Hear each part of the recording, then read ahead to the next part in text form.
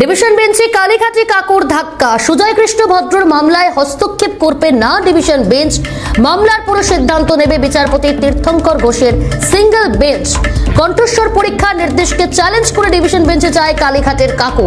কণ্ঠস্বর পরীক্ষার রিপোর্ট কখনো কোনো প্রমাণ হিসেবে গণ্য করা হয় না, তবে এই কণ্ঠস্বর পরীক্ষা নিয়েও কিসের তৎপরতা, প্রশ্ন বিচারপতি।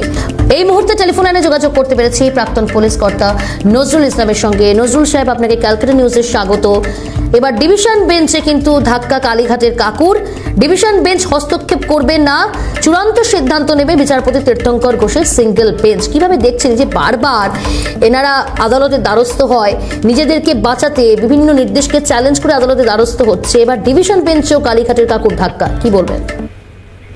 দেখুন, ডিভিশন বেঞ্চে যাওয়া বা অন্য যাওয়া সেটা তো কালীঘাটের কাকুকে বাঁচানোর জন্য নয়। কালীঘাটের কাকুর কণ্ঠস্বর দিলে নেই, অন্য প্রান্তে যাদের কণ্ঠস্বর আছে সেটা ধরে অনেক রাঘব বল বেরিয়ে আসার কথা। তথ্যটা পারে করতে যাতে তদন্তটাকে আটকানো যায়, অন্তত পক্ষে দেরি করানো বলুন।